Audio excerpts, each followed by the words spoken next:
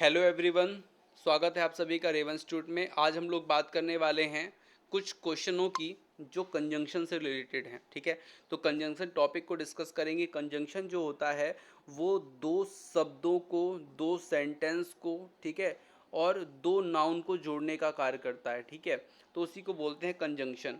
अब इसके हम कुछ क्वेश्चन देखते हैं और उसको समझते हैं कि वो कैसे सॉल्व होंगे। ठीक है, सबसे पहले मैं आपको कुछ क्वेश्चन इंपॉर्टेंट बताने वाला हूँ कंजंक्शन के, जैसे कि जो एंड और बट के हैं। ठीक है, अब इसमें मैं आपको बता दूं कि ये क्वेश्चन लिखा है जैसे Ram is very intelligent dash he got the first division in the exam. ठीक है, जब देखिए एंड मतलब होता है जब दोनों तरफ पॉजिटिव पॉजिटिव सेंस चले तो एंड लगता है, और जब एक तरफ पॉजिटिव और एक तरफ निगेटिव सेंस निकले तो वहाँ पे लगता है बट। ठीक है, तो एंड और बट के मैं आपको क्वेश्चन बड़े अच्छे समझा रहा हूँ, समझिएगा।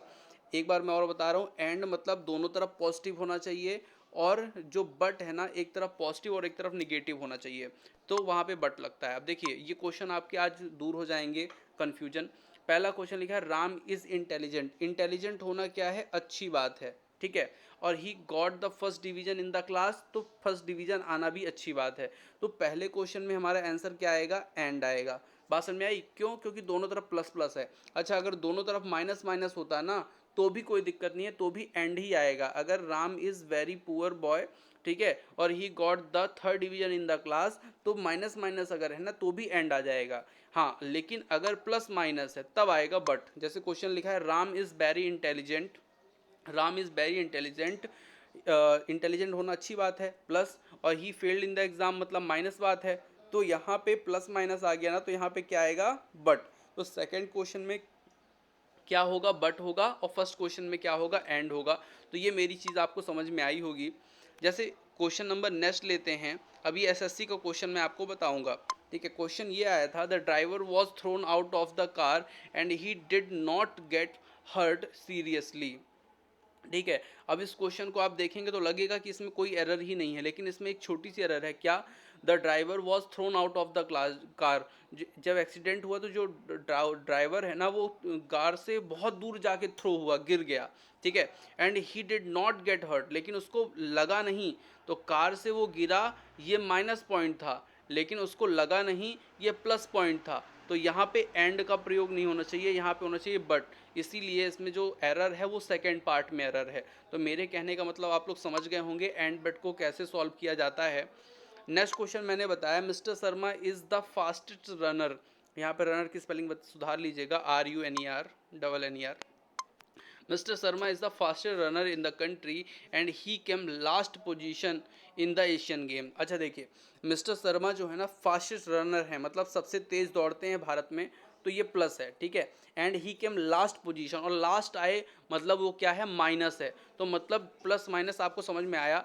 जब ये प्लस माइनस है तो यहाँ पे क्या लगेगा, एंड की जगह बट लगेगा। तो मेरे कहने का मतलब एंड बट को आपको कैसे सॉल्व करना है ये आपको समझ में आ गया होगा। ठीक है। नेक्स्ट क्वेश्चन पे चलते हैं।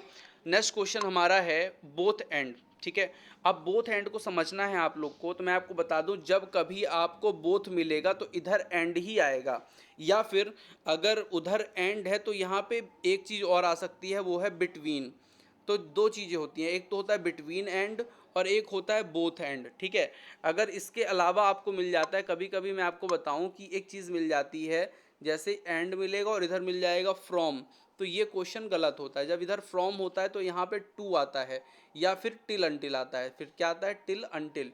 तो इस चीज़ को समझिएगा। जैसे क्वेश्चन मैंने दिया आप लोगों को, both Ram as well Sita वर, बर यहाँ पे दो बार आ गया है तो एक बार आप काट सकते हैं इसको, बर प्रेजेंट इन द पार्टी। अब देखिए Ram, both Ram as well as, अब देखिए यहाँ पे बोथ लगाया था, इन्होंने एज वेल एज लगा दिया। ठीक है, तो एज वेल एज जो है ना वो गलत है। ठीक है, तो एक चीज़ आपको ध्यान रखनी है, अगर बोथ है, अगर दो नाउन है राम एंड सीता, तो बीच में क्या लगेगा, एंड लगेगा। इसको आपको ध्यान रखना है, बोथ एंड होता है, ना कि बोथ एज वेल होता है।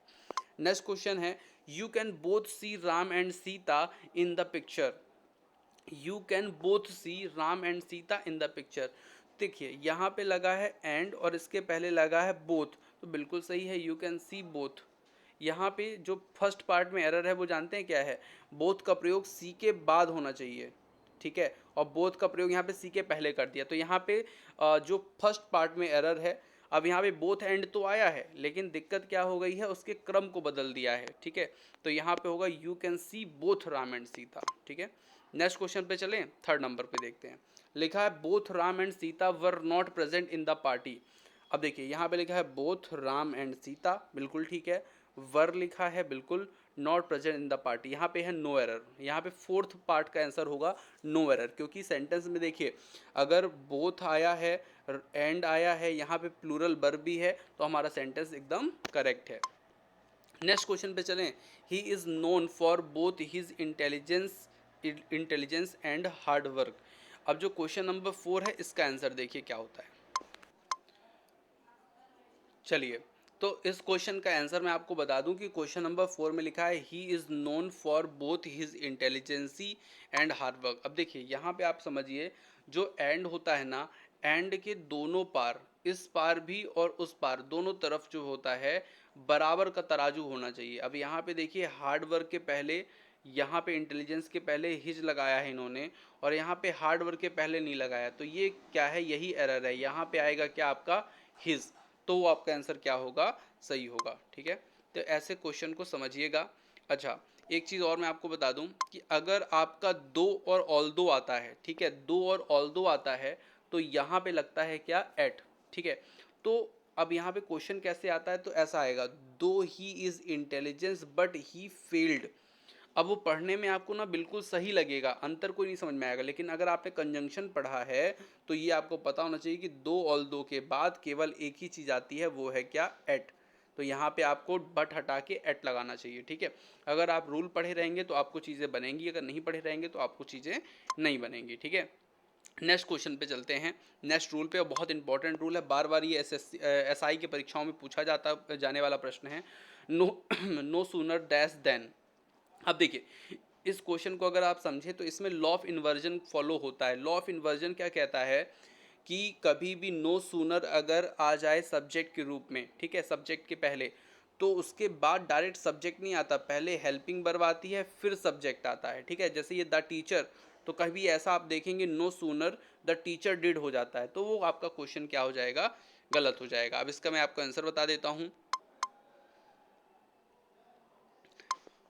तो ध्यान दीजिएगा। अब इस क्वेश्चन पे मैं आपको बताऊं कि क्या लिखा है, नो सूनर लिखा है, डिड द टीचर लिखा है, और enter the class then all the student stood up. अब देखिए ये क्वेश्चन अगर आप देखेंगे तो आपको इसमें एरर नहीं समझ में आएगा, लेकिन इसमें एकदम माइनर एरर दे के रखा है। वो क्या दे के रखा है मैं आपको बताता हूँ कि नो सूनर के बाद ना THAN वाला देन आता है। ठीक है, और यहाँ पे आ गया है THEN वाला देन, तो जो कि क्या है, गलत है। यहाँ पे होना चाहिए THAN वाला देन होना चाहिए। मतलब यहाँ पे थर्ड पार्ट में एरर है और वही एरर आपको दूर करना है, मतलब यहाँ पे थर्ड पार्ट को आपको हटाना पड़ेगा। ठीक है, क्वेश्चन नंबर सेकंड है, no sooner did the teacher enter the class then all the student stood up. अब देखिए यहाँ पे क्या है कि जब नो सूनर है तो यहाँ पे देन होना चाहिए, तो देखिए देन है, मतलब यहाँ पे एरर नहीं है क्या, तो एरर है। वो एरर दूसरा इसमें क्या कर दिया है कि यहाँ पे देखिए लिखा है डिड। जब यहाँ पे डिड आता है ना, तो यहाँ पे वर्ब की फर्स्ट फॉर्म होती है, मतलब यहाँ पे इंटर्ड को हटा के क्या करना चाहिए, इंटर करना चाहिए। तो यहाँ पे सेकेंड पार्ट में एरर है और वो क्या है, इंटर होना चाहिए। ठीक है, नेक्स्ट क्वेश्चन पे चलते हैं। Third number, no sooner the teacher enter the class then all the student stood up. अब यहाँ पे देखिए क्या किया है, यहाँ पे अगेन एरर है। क्या एरर है, फर्स्ट पार्ट में एरर है। नो सूनर के बाद आपको हेल्पिंग वर्ब चाहिए, क्योंकि ये लॉ ऑफ इन्वर्जन को फॉलो करता है।